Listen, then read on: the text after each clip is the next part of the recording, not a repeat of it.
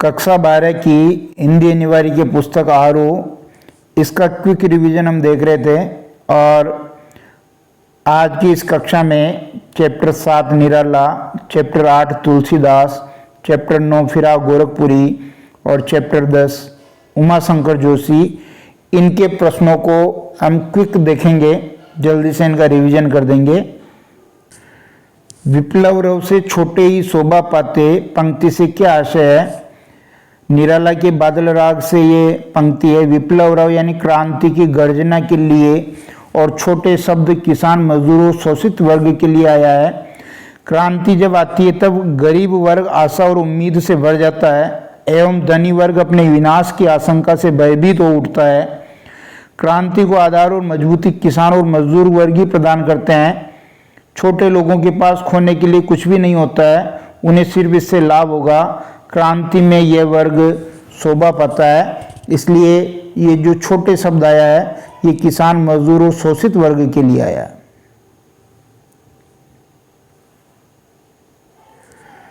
दूसरा प्रश्न, असन्निपात से स्थापित उन्नत सशतवीर पंक्ति से क्या अभिप्राय है? कवि उस पूंजीपति वर्ग को संबोधित कर रहा है जो किसानों मजदूरों का शोषण करते हैं। पंक्ति में पूंजीपतियों के पतन की ओर संकेत किया गया है। शोषण कर करके उन्होंने धन दौलत इकट्ठी कर ली और बड़े बड़े भवन बना लिए हैं। शोषित वर्ग को इस बात का अहंकार रहता है कि उनका कोई कुछ नहीं बिगाड़ सकता है, लेकिन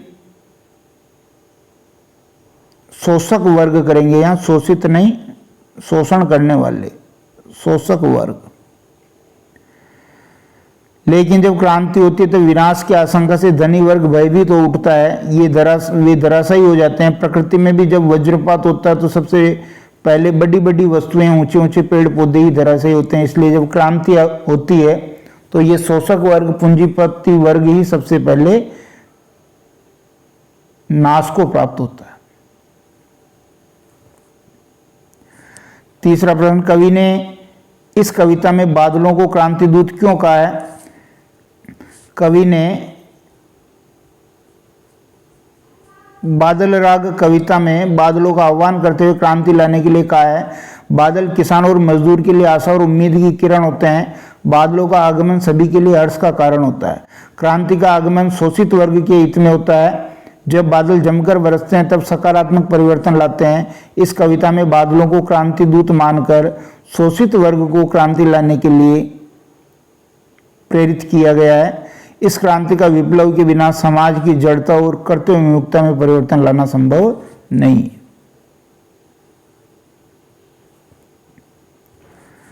अट्टालिका नहीं है रे आतंक भवन कथन में कवि ने क्या व्यंग्य किया है? अट्टालिका नहीं है रे आतंक भवन कथन में ये व्यंग्य नीत है कि पूंजीपतियों की विशाल आवास कहने को तो अट्टालिकाएं हैं, पर वास्तव में आतंक फैलाने के केंद्र बनकर रह गए हैं। पूंजीपतियों ने शोषक बनकर किसान व मजदूर वर्ग का खूब शोषण किया है, इसी से ये बड़े बड़े भवन बन पाए हैं। इनके अत्याचारों से शोषित वर्ग भयभीत रहता है। इन गगनचुंबी अट्टालिकाओं में रहने वाले पूंजीपति निर्धन वर्ग को सताते एवं आतंकित करते रहते हैं, इसलिए इनको आतंक भवन कहा है। बादलों के आगमन से प्रकृति में होने वाले किन किन परिवर्तनों को कविता रेखांकित करती है? बादलों के आगमन से प्रकृति में सकारात्मक परिवर्तन होने लगते हैं। बादल क्रांति का भी प्रतीक है और शोषित वर्ग की आशा आकांक्षा का भी प्रतीक है। बादल जब गरज के बरसते हैं तो प्रकृति को नया जीवन मिलता है। पृथ्वी में से पौधों का अंकुरण होने लगता है। मूसलाधार वर्षा होने से प्रकृति में सबसे पहले बड़ी बड़ी वस्तुएं, ऊंचे ऊंचे पेड़ पौधे ही धराशायी होते हैं। बिजली चमकती है तथा गिर भी जाती है।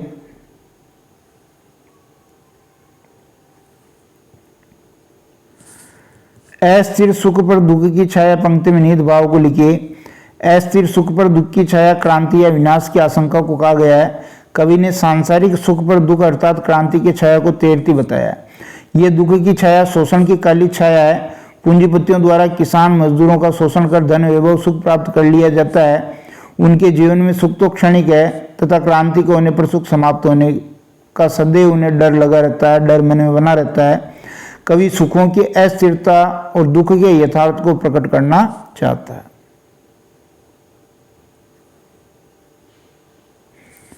बादल का स्वभाव किसान और मजदूर के लिए किस प्रकार का है बताइए। बादल किसान के लिए उल्लास एवं निर्माण का तो मजदूर के संदर्भ में क्रांति एवं बदलाव का अग्रदूत है।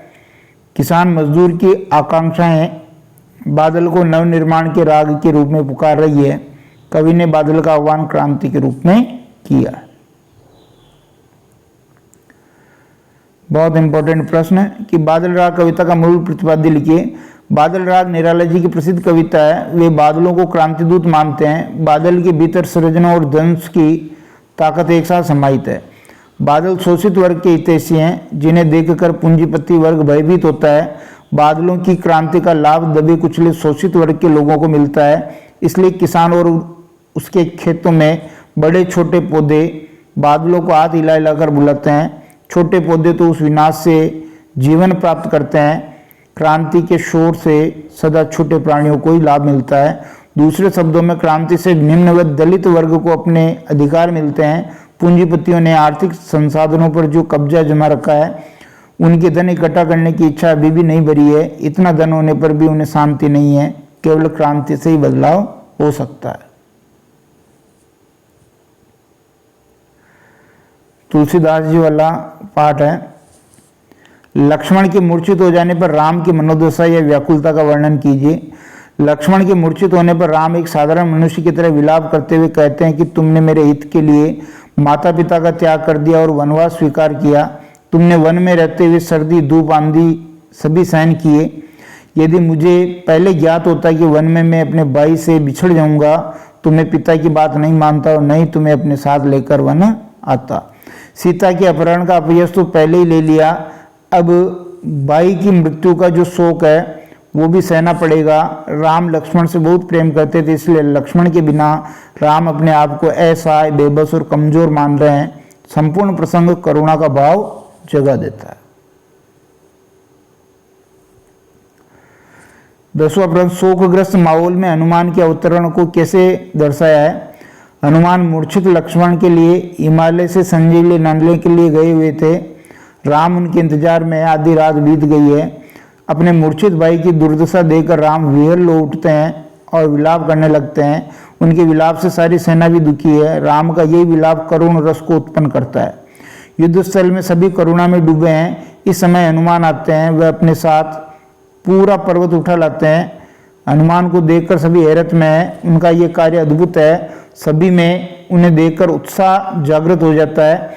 इस तरह करुण रस के स्थान पर वीर रस का संचार होने लगता है। चारों ओर आनंद छा जाता है। हनुमान के अवतरण को करुण रस के बीच वीर रस का आविर्भाव कहा है। 11 प्रश्न, लेबो को एकु न देबो को दो लोकोक्ति द्वारा तुलसी क्या कहना चाहते हैं? इस प्रश्न को ऐसे भी पूछा जा सकता है कि दूत को अवधूत को कवित्व के माध्यम से तुलसी क्या कहना चाहते हैं? तुलसी उक्त लोकोक्ति के द्वारा कहना चाहते हैं कि मैं एक राम भक्त हूं और मुझे लोक निंदा या प्रशंसा की कोई परवाह नहीं है। वे कहते हैं कि मैं तो भगवान राम का दास हूं, मुझे किसी से कुछ लेना देना नहीं है। कवि तुलसी सांसारिक उलझनों से मुक्त रहकर केवल राम की भक्ति करना चाहते हैं।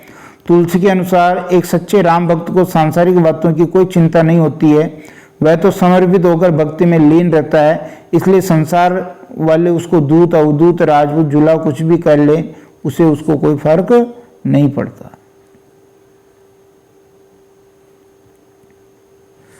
तुलसी बुझाई एक राम घनश्यामी ते पंक्ति का आशय लिखिए। तुलसी जी कहते हैं कि ये पेट की आग इतनी भयंकर व तेज है, इसके सामने समुद्र के अंदर लगी आग भी तुच्छ पड़ जाती है। तुलसी जी इस भयंकर अग्नि से छुटकारा पाने के लिए एक राम के नाम का सहारा लेने का ही सुझाव देते हैं। उनके अनुसार सिर्फ राम रूपी बादल यानी घनश्यामी पेट की आग भूख को बुझा सकते हैं, उसी में समर्थ हैं।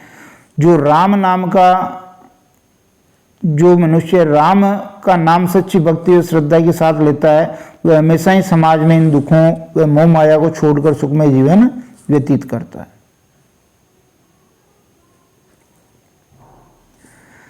पेट ही को पचत बेचत बेटा बेट की तुलसी द्वारा रचित ये पंक्तियां आज के युग में किस प्रकार प्रासंगिक है? यहाँ तुलसी ने अपने युग की गरीबी और बेकारी का वर्णन किया है, परंतु ये आज भी प्रासंगिक है। चाहे कोई सा भी काल रहा हो, समाज में हमेशा गरीबी और आजीविका की समस्या रही है। आज के युग में भी पेट भरने के लोग उचित अनुचित काम कर रहे हैं। पेट भरने की मजबूरी में अपने बेटा बेटी को भी बेचना पड़ रहा है। समय बदल गया, लेकिन समाज में समस्या आज भी विद्यमान है।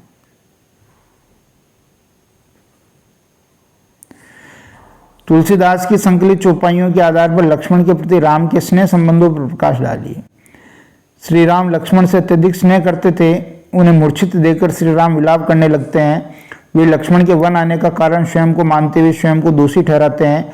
वे नारी आने को यानी भाई के आने के समक्ष कमतर मानते हैं।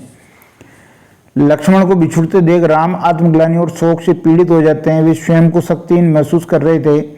लक्ष्मण के मूर्छित होने पर राम एक साधारण मनुष्य की तरह विलाप करने लगते हैं। सीता के अपहरण का अपयश तो पहले ही ले लिया, अब भाई की मृत्यु का शोक भी सहना पड़ेगा। राम लक्ष्मण से बहुत प्रेम करते थे, इसलिए लक्ष्मण के बिना राम अपने आप को असहाय, बेबस और कमजोर मान रहे हैं।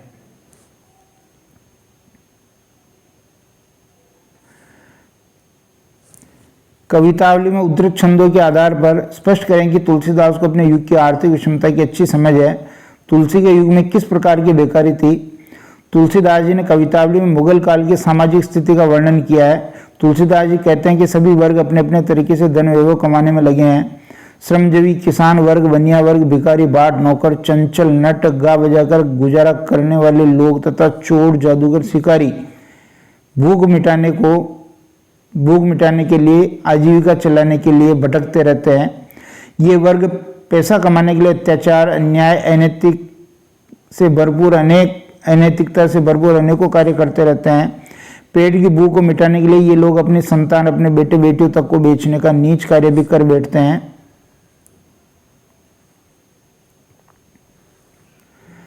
तुलसी के अनुसार सिर्फ राम रूपी बादल घनश्यामी पेट की आग को बुझा सकने में समर्थ है। मुगल काल में समाज की आर्थिक दशा बहुत शोचनीय थी। गरीब किसान जी जान से मेहनत करके भी खेती से पेट नहीं भर सकता था। लोग इतने गरीब थे कि भिखारी को भी भीख नहीं मिलती थी। तुलसी जी कहते हैं कि व्यापारियों को व्यापार नहीं करने दिया जाता था और नौकरों को उनकी मजदूरी नहीं मिलती थी।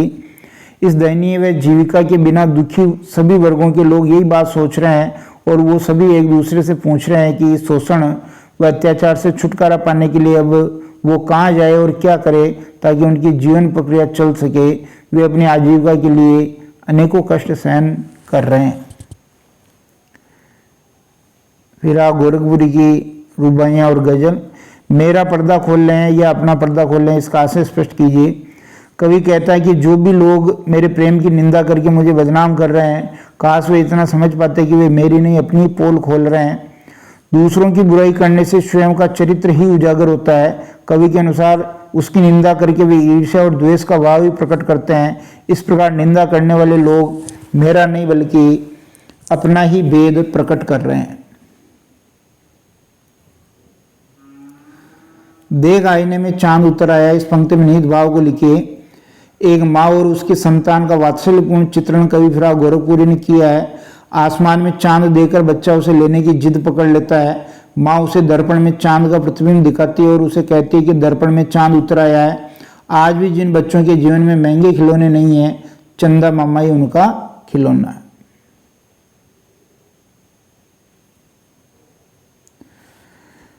हम हो या किस्मत हो, हमारी दोनों को ही काम मिला। किस्मत हमको रो ले वे या हम किस्मत को रो ले हैं। क्या भाव इस गजल में बताए हैं। फिर आप गोरखपुरी इस गजल में कहते हैं कि संसार में मेरी किस्मत और मैं खुद दोनों ही एक जैसे हैं। दोनों का स्वभाव आरोप प्रत्यारोप करने का है, एक दूसरे पे इल्जाम लगाते हैं। ये दोनों एक ही काम करते हैं। अभाव और असफलता के लिए कभी अपनी किस्मत को दोषी मानता है, इसलिए अपनी फूटी किस्मत पर रोता है। वहीं किस्मत भी कवि की दशा देखकर रोती है कि निकम्मा और कामचोर आदमी उसको मिला है। मेरी किस्मत मेरी हालत देखकर मुझ पर रोती है, मैं अपनी बुरी किस्मत को देखकर रोता हूँ। मेरे जीवन में असफलता और निराशा के सिवाय और कुछ भी नहीं है। उसको उतना पाते हैं जितना खुद को जितना खोल रहे हैं, इसका स्पष्ट कीजिए। फिराक अपनी गजल के इन शेरों से अपनी प्रीतमा को याद करते हुए उसके वियोग से उत्पन्न मर्म को प्रकट कर रहे हैं। कवि प्रेम में दोनों पक्षों का समर्पण और त्याग आवश्यक मानता है। कवि कहता है कि प्रेम और सौंदर्य के संसार में मनुष्य की प्रवृत्ति महत्वपूर्ण होती है, यानी वो जितना लेगा उतना उसको देना पड़ेगा। प्रेम के क्षेत्र में भी लेन देन का संतुलन बराबर बना रहता है। जो मनुष्य स्वयं को प्रेम में जितना अधिक समर्पित कर देता है वह उतना ही प्रेम प्राप्त करता है। यहाँ कवि ने समझा है कि स्वयं को खो देने से प्रेम प्राप्त किया जा सकता है।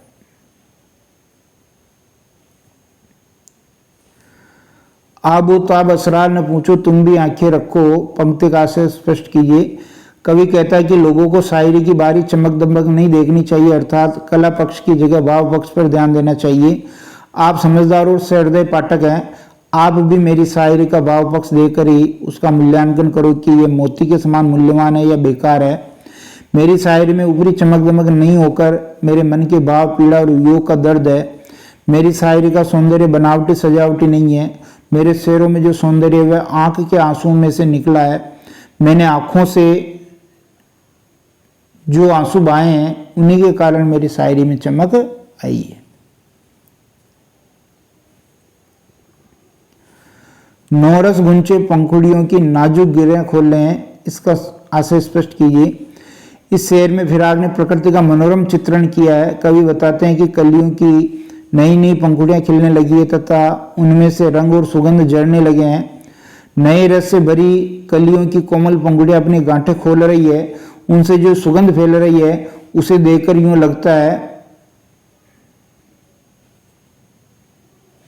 मानो रंग और सुगंध दोनों आकाश में उड़ जाने के लिए अपने पंख फड़फड़ा रहे हैं।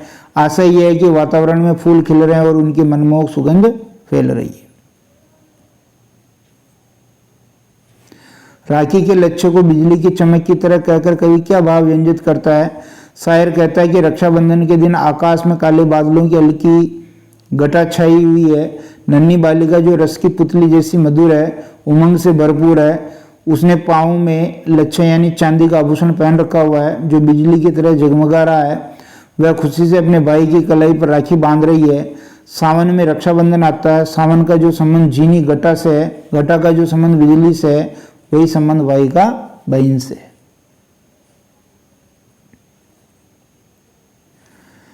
फिर आप गोरखपुरी की रुबाइयों की विशेषताएं लिखिए। बहुत इंपॉर्टेंट प्रश्न है। इस प्रश्न को ऐसे पूछा जा सकता है कि फिराक की रुबाइयों के आधार पर माँ के वात्सल्य का वर्णन कीजिए या फिर रक्षाबंधन के त्योहार का वर्णन कीजिए।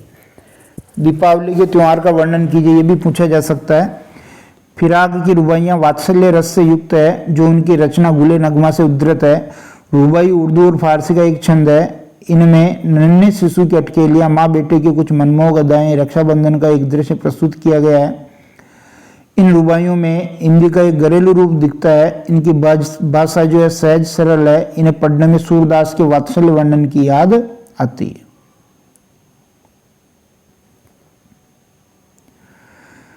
प्रस्तुत रुबाइयों में एक माँ और उसकी संतान का वात्सल्यपूर्ण चित्रण है। माँ अपने बच्चे को आंगन में खड़ी होकर अपने हाथों से प्यार से झुला रही है। वह उसे बार बार हवा में उछाल देती है जिसके कारण बच्चा खिलखिलाकर हंस उठता है।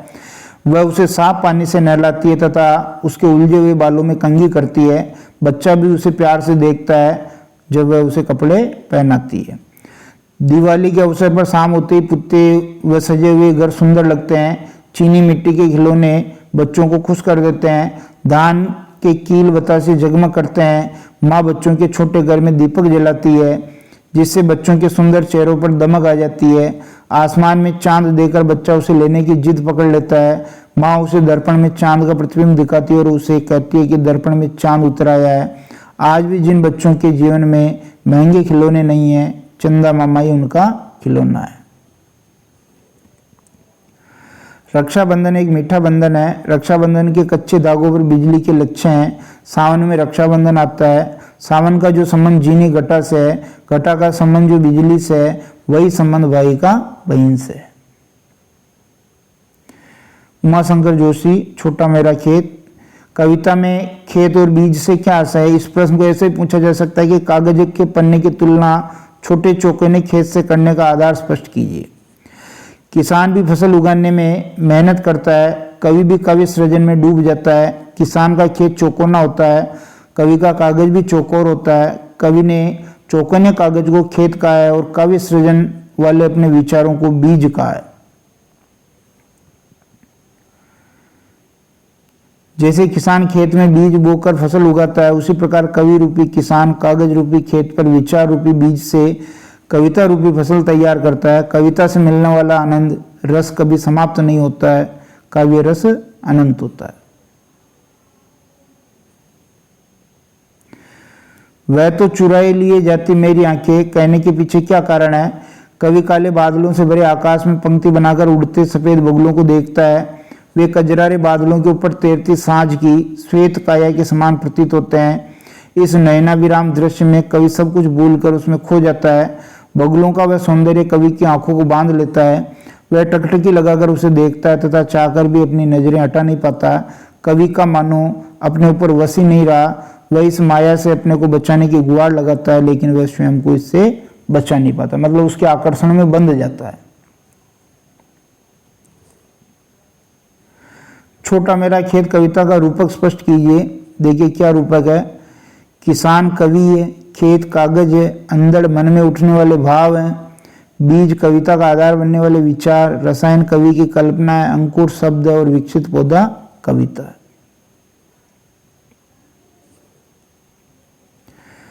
रस का अक्षय पात्र कहकर कवि ने क्या गूढ़ार्थ व्यक्त किया है? या रस का अक्षय पात्र से कवि ने रचना कर्म की किन विशेषताओं की ओर इंगित किया?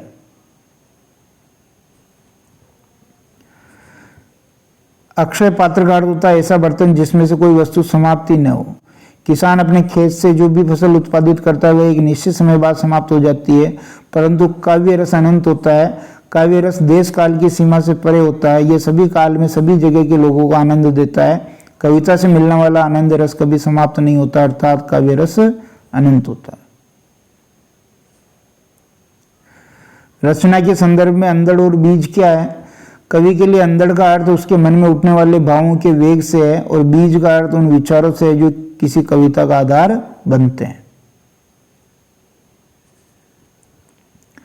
इंपॉर्टेंट प्रश्न है, छोटा मेरा खेत कविता का उद्देश्य बताइए। इस कविता में कवि ने खेती के रूप में कवि कर्म के हर चरण को बांधने की कोशिश की है। कवि को कागज का पन्ना एक चौकोर खेत की तरह लगता है। इस खेत में से किसी अंधड़ अर्थात भावनात्मक आंधी के प्रभाव से किसी क्षण एक बीज बोया जाता है। ये बीज रचना, विचार और अभिव्यक्ति का हो सकता है।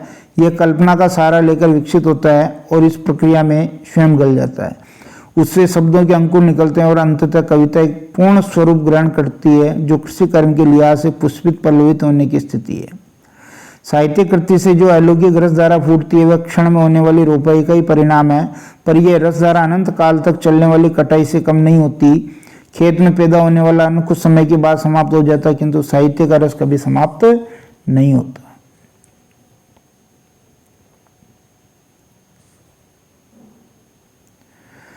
बगुलों के पंख कविता का प्रतिपाद्य बताइए। यह कविता सुंदर दृश्य बिंब युक्त कविता है जो प्रकृति के सुंदर दृश्यों को हमारी आंखों के सामने सजीव रूप में प्रस्तुत करती है। कविता में चित्रात्मक भाषा का प्रयोग किया गया है जिससे दृश्य जीवंत हो उठा है। प्रकृति के सुंदर दृश्यों से कवि ने अपने मन पर पड़ने वाले प्रभाव का वर्णन किया है।